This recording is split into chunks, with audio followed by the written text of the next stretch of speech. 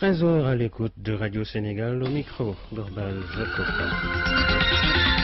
Bonjour et bienvenue dans l'actualité. Les agents de Transrail qui observent depuis ce matin un arrêt total de travail. Ils réclament 2 mois d'arriérés de salaire et le départ avant terme du repreneur Abbas Jaber prévu le 7 mars prochain.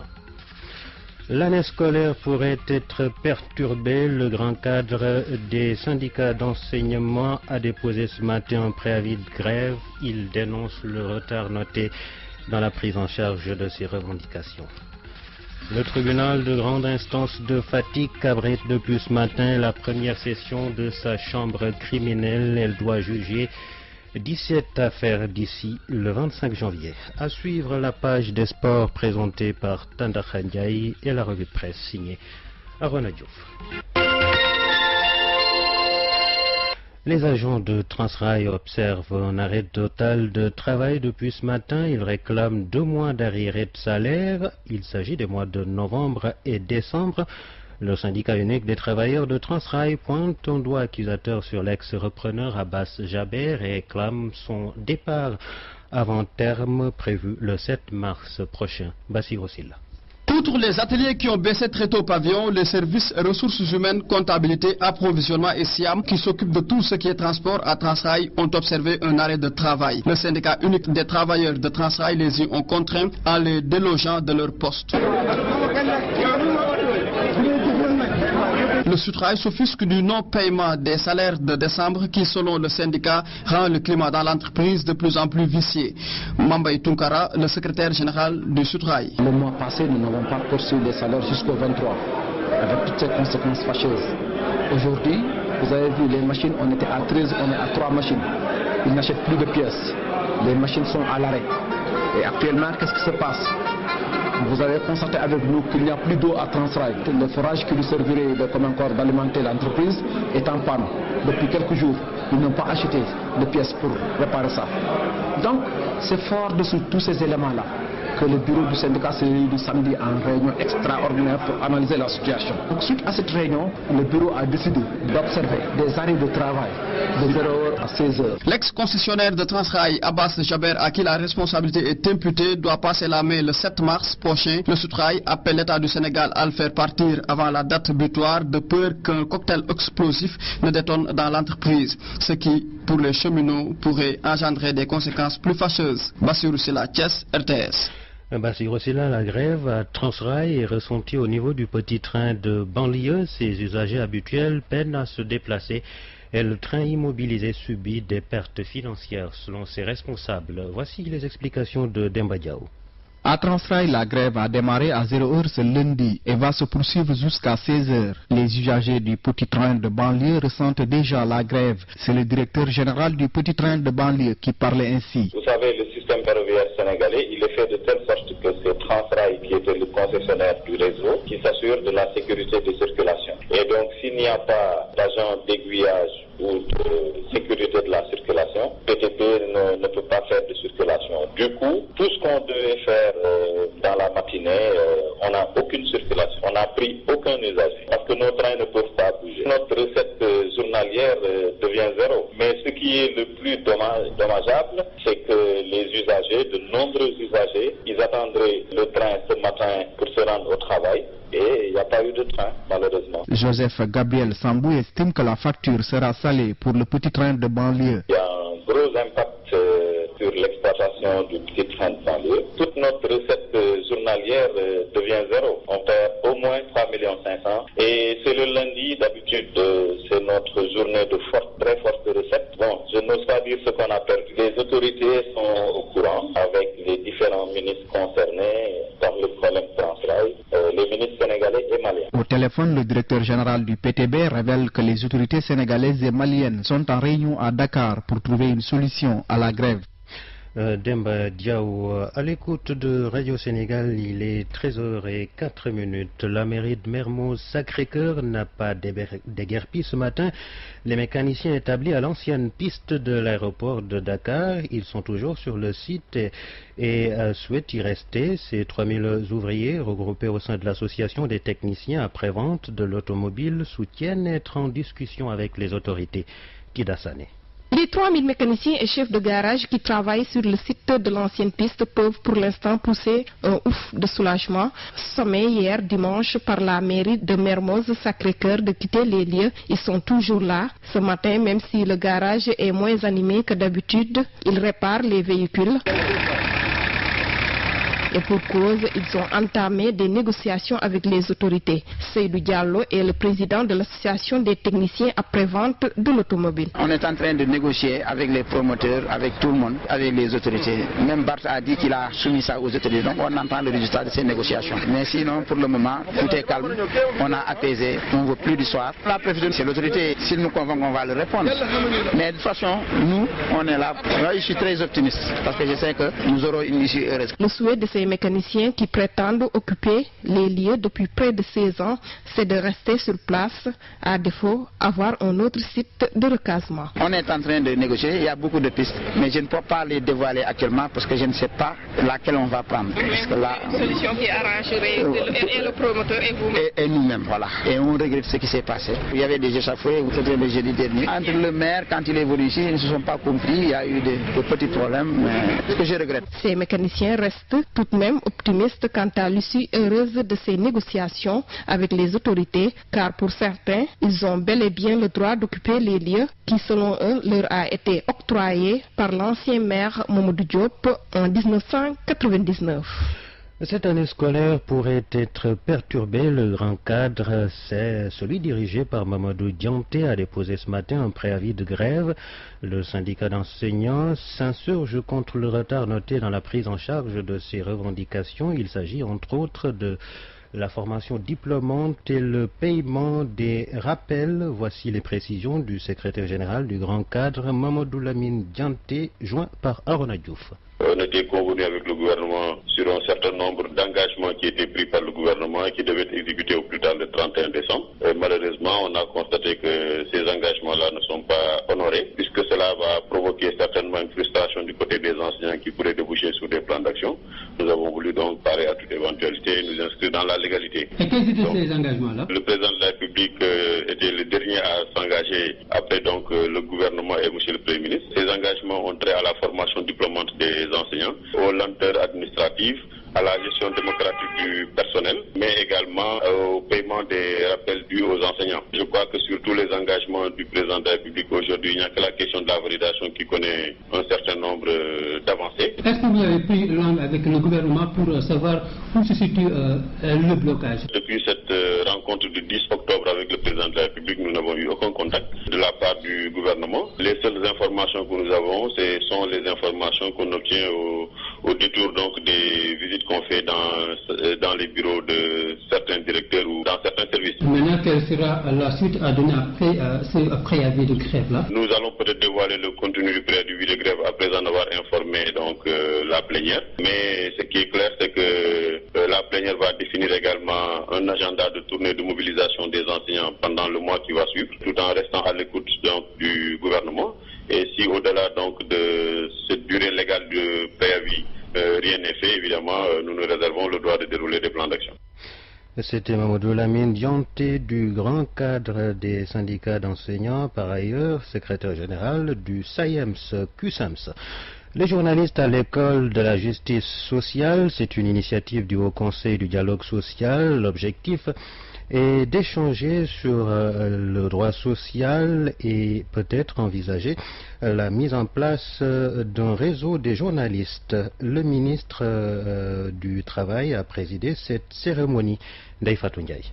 Le rôle de la presse dans la promotion du droit social est un prétexte pour inviter les acteurs des médias à revisiter les contours du dialogue social. Innocence Ntap Ndiaye, présidente du Haut Conseil du dialogue social. Appropriation du dialogue social. Les journalistes sont les vecteurs pour que la population puisse tout savoir sur le dialogue social. Ainsi, on va mettre en place un réseau des journalistes, puis une caravane pour sillonner le pays.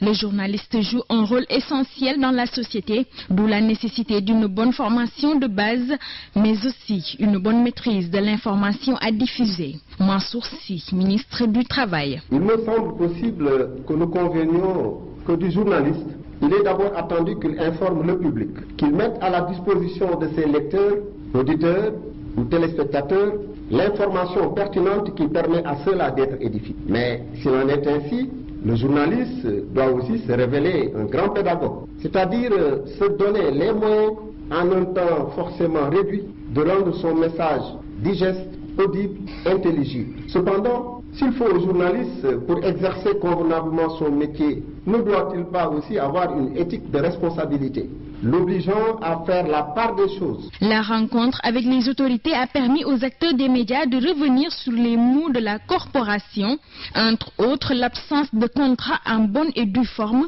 les retards de salaire, le retard de la convention collective des journalistes, mais surtout le code de la presse qui tarde à être voté.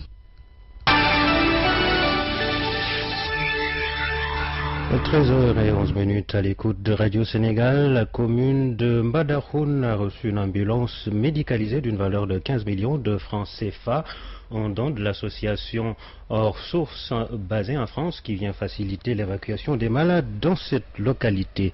Le joyau d'une valeur d'un peu plus de 15 millions de francs offert par l'association Hors Source basée à Toulouse en France vient aider les populations dans la commune de Mbadakhoune à résoudre la lancinante équation liée à l'évacuation des cas référés. Renda Ndiaye, présidente de la commission santé commune Mbadakhoune. Cette précieuse ambulance médicalisée est venue à son heure car depuis plusieurs années nous courons derrière une ambulance. Cette ambulance va régler les problèmes d'évacuation pour les cas d'accouchement des femmes qui se faisaient difficilement, des fois même à l'aide des charrettes avec beaucoup de conséquences. La commune de Mbadakhoune, engagée dans une dynamique visant la résolution des préoccupations des populations, fait de la santé mais aussi l'éducation et de l'électrification la priorité, d'où la satisfaction du maire pour l'acquisition de l'ambulance Jean-Marie Maron, maire de Mbadakhoune. Ce samedi pour nous est plutôt un jour de fête. Nous avons une ambulance devant nous. C'est un des problèmes de Mbadakhoune qui vient d'être réglé. Nous remercions le beau Dieu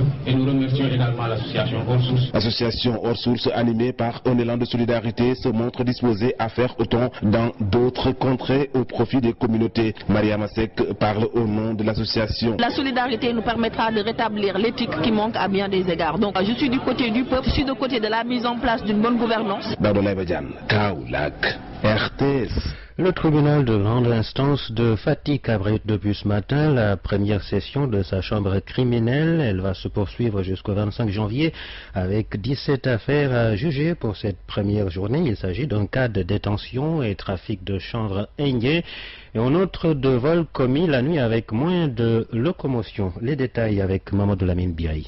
Ce sont 17 affaires qui vont être enrôlées. 5 affaires portent sur association de malfaiteurs, une affaire de meurtre et le reste, soit 11 affaires, sont relatives à la détention et au trafic de drogue. Ainsi, le trafic et la détention de drogue représentent 75% des affaires, a fait remarquer le procureur dans son mot prononcé à l'ouverture de la session en présence des autorités administratives et politiques. Occasion pour le procureur de faire un plaidoyer pour la construction d'un palais de justice digne de son nom à Fatick. Issa Ndiaye. Permettez-moi, Monsieur le Président, de finir mes propos par un plaidoyer adressé aux autorités administratives ici présentes. Ces propos également, ces plaidoyers est adressé également aux autorités politiques de la région pour la construction d'un palais de justice digne de son nom répondant aux standards internationaux. En effet, comme on a eu tous à le voir, ce bâtiment qui fait office de tribunal de grande instance, cette salle qui doit abriter cette session, où doit se décider de la liberté d'aller et de venir des Sénégalais, ne sont pas dignes de la justice.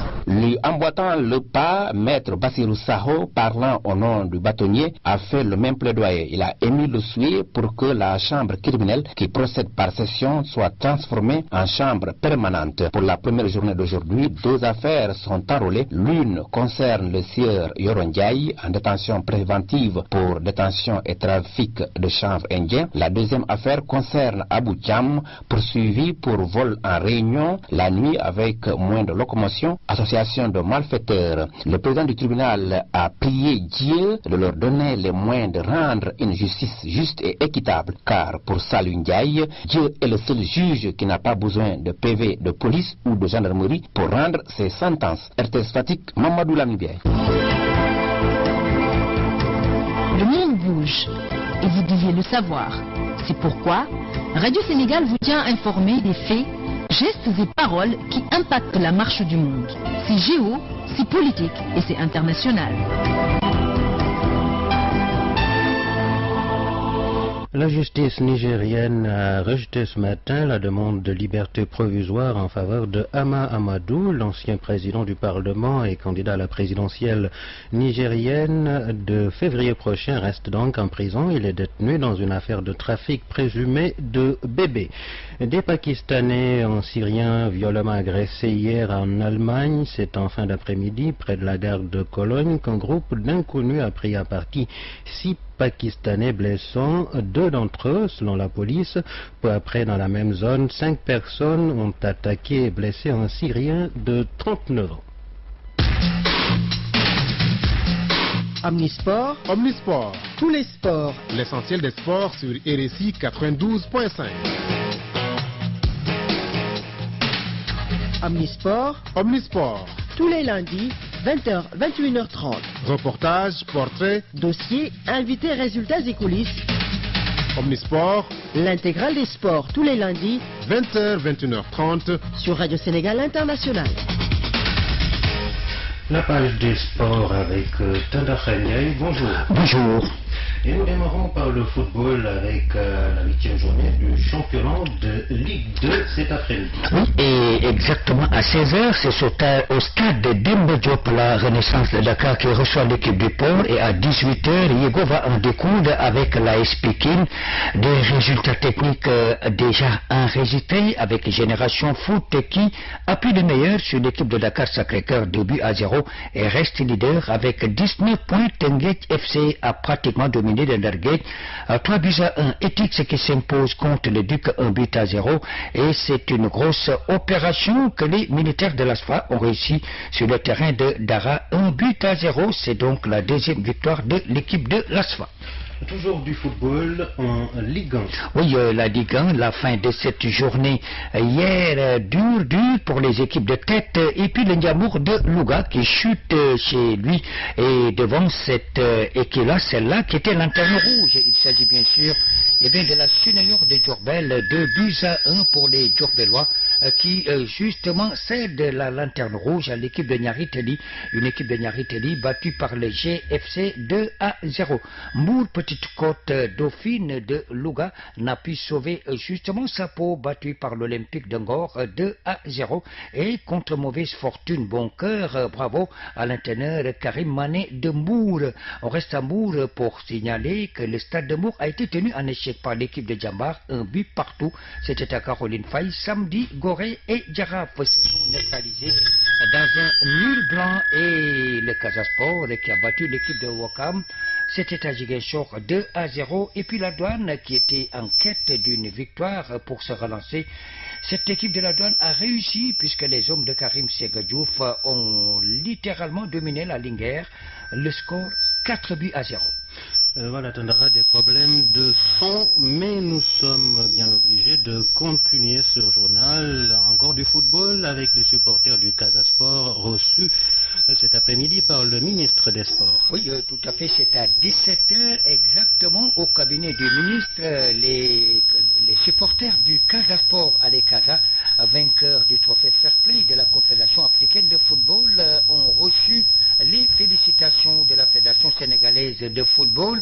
Le vice-président Abdoulaye Sow qui a mesuré toute l'importance de cette distinction et qui justement désormais le nom du Sénégal inscrit dans les rayons des trophées internationaux. Abdoulaye Sow s'est exprimé en marge de la conférence de presse de la Ligue amateur samedi dernier. Nous l'écoutons au micro de Papa Amadoussi. Féliciter les supporters du Casasport qui, depuis belle lurette, nous ont valu beaucoup de satisfaction. Il n'y a pas une seule équipe du Sénégal qui n'a pas eu le soutien de Alé Casa. Et aujourd'hui qu'ils aient une consécration internationale, une consécration africaine à travers le prix de la CAF, est un honneur pour le Sénégal, mais aussi une source de motivation. Motivation pour encourager tous les clubs à suivre ce chemin, mais aussi motivation à notre endroit, nous, acteurs du football sénégalais, qui devront nous inspirer de leur qualité d'organisation, mais aussi de leur qualité de solidarité et de cohésion. Et je crois que fondamentalement, c'est à ce niveau, et peut-être dire que le comité Allez Casa vient de nous installer dans le salon des trophées, il va falloir que nous continuions nous aussi, tous les acteurs du football, et arriver avec eux à gagner une Coupe d'Afrique. Qu'est-ce que la fédération pourrait faire pour encourager ce comité-là? Bien entendu, le président Senghor m'a informé hier que le comité exécutif va les recevoir et la forme sera définie par le comité exécutif en accord avec le président Senghor. Voilà, en accord avec le président Senghor, c'était Abdoulaye Sow, le vice-président. On ne va pas le lâcher puisque, vous le savez, la présidence de la FIFA, le Sénégal n'a pas encore de candidat officiel. La Fédération sénégalaise de football va se réunir les prochains jours pour définir le candidat à soutenir. Abdoulaye Sow, premier vice-président de l'instance dirigeante du football sénégalais, l'a dit. C'était au cours de la conférence de presse de la Ligue amateur samedi dernier et nous l'écoutons toujours au micro de Papa Amadouchi. On n'avait jamais dit que nous votions pour Michel Platini, parce que la Fédération sénégalaise quand même de football s'organise bien en la matière. Le comité exécutif, c'est la seule instance qui peut engager la fédération. Avant d'aller à l'Assemblée générale de la FIFA, le comité exécutif du Sénégal se réunira et définira une position. Et cette position sera discutée avec l'autorité qui incarne l'État. Et ensemble, nous aurons une même position. Et cette position-là, c'est celle-là que Augustin Senghor va matérialiser dans les urnes. Bien entendu, vous avez annoncé le passage de Jérôme Champagne, il n'a pas été le seul. Le prince Ali a été là, le secrétaire général de l'UEFA, Infantino, a été là. D'autres candidats ont écrit directement à la Fédération sénégalaise de football pour dire leur projet. Le comité exécutif se réunira d'ici là et donnera sa position définitive. Et après, cette position sera discutée avec l'autorité et ensemble, le Sénégal aura une seule et unique position, comme je l'ai dit, que Senghor matérialisera dans l'urne.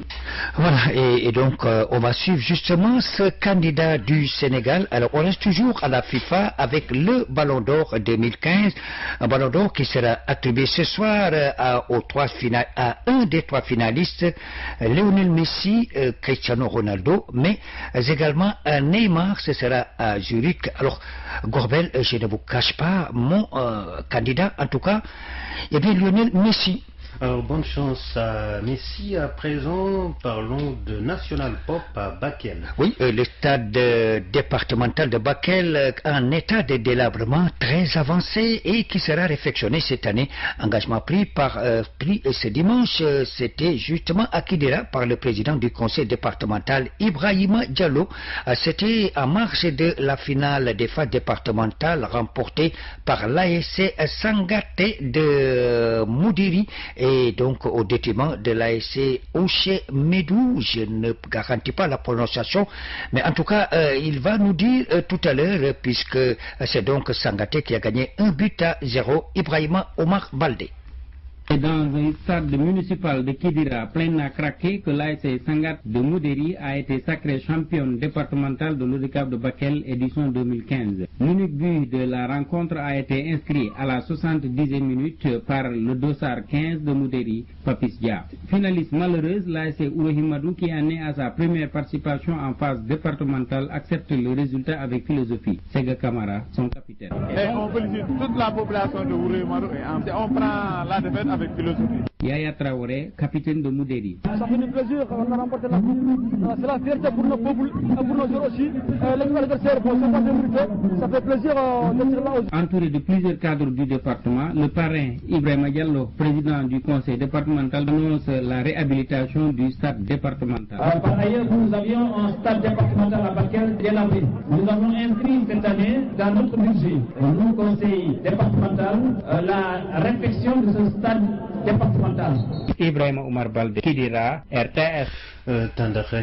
Terminons cette page des sports avec l'actu dans les écoles de foot en équitation et en handball. Oui, et on commence par la petite sphère du handball. Si vous voulez, Seydou Diouf, c'est le président de cette fédération et qui tient cet après-midi à 16h à Iba Mar Diop au siège de la fédération un point de presse au menu de démarrage de la saison 2016.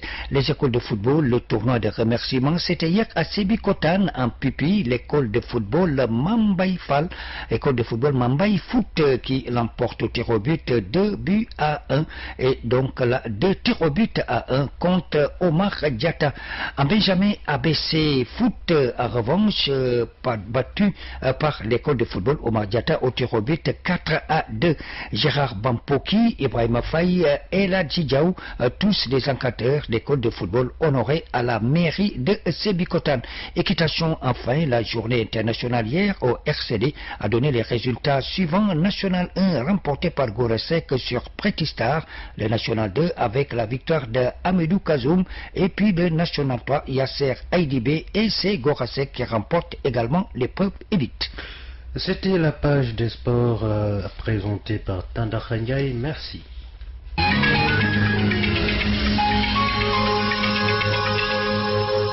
À présent, la revue de presse signée Arona Diouf. Débat sur la réduction du mandat présidentiel. Le chef de l'État et son premier ministre agacés par la polémique. Oui, Macky Sall d'abord qui estime dans les colonnes du Populaire qu'il ne sert à rien d'entretenir à longueur de journée une polémique inutile autour de la question pour spéculer sur ce que je vais faire ou ne pas faire. Et son premier ministre d'ajouter toujours dans les colonnes du journal, je cite, on a comme l'impression que tout le monde veut que le chef de l'État termine vite son mandat ou ses mandats et voilà, on l'envoie à la retraite. Mohamed Boun Abdallah John d'ajouter dans les colonnes du quotidien.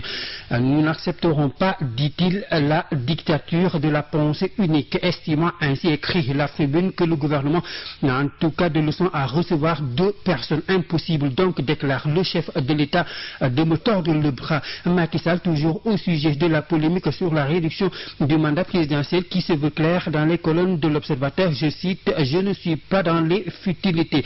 Seulement au sein même de son parti, fait remarquer le journal, ils sont nombreux, ces partisans qui aimeraient voir leur leader poursuivre le septennat pour lequel il a été élu. Ils sont donc nombreux. Oui, Farbangom qui assure dans les colonnes de l'Observateur qu'il va même battre campagne pour le non au référendum. Cheikh Kanté qui se projette sur 2019 et Modibo Diop qui estime qu'il n'y a aucune possibilité de réduction du mandat du président. Alors le chef de l'État qui invite donc la classe politique à se taire et à attendre l'avis de ceux qui sont habilités à régler cet engagement qu'il a pris sans pression. Seulement problème relève Samba Alar du Populaire. Problème oui parce que ce sont ses propres ouailles qui dès le lendemain prennent un malin plaisir à faire rebondir la polémique. L'autre polémique ou question c'est si oui ou non les partis socialistes aura un candidat à la prochaine présidentielle. Une question en tout cas qui s'est posée samedi lors de la rentrée solennelle de l'école de parti du PS. La candidature de Khalifa Sall réclamée selon le quotidien par des militants. Alors qui disait qu'on n'arrête pas la mer avec ses bras, s'interroge l'Observateur. Oui parce qu'au sein du Parti Socialiste, le maire de Dakar semble incontournable pour prendre le flambeau. Un passage de témoin selon le journal entre Ousmane Tanor Dieng et Khalifa Sall qui a été presque fait par les militants, des militants socialistes avec leur standing ovation réservé au maire de Dakar. Analyse de la tribune qui sonne de ce point de vue comme une alerte quant au remous éventuel au sein du Parti Socialiste. En fait, le message explique Birima du journal est subliminal. Nous voulons d'un candidat PS à la prochaine élection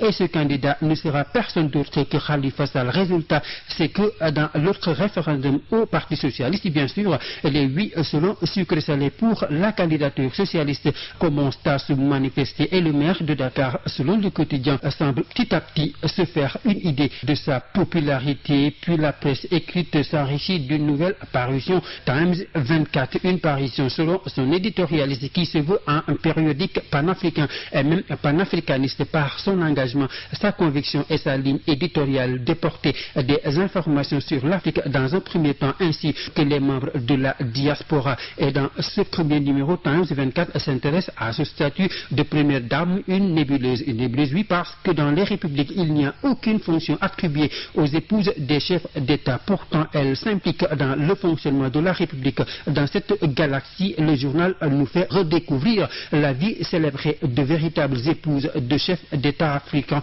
qui souvent, malgré une discrétion cultivée par certaines, leur vie jusqu'ici épiée reste un conte de fées. C'était la revue de presse de Arona Diouf qui met fin à cette édition. Merci de l'avoir suivi.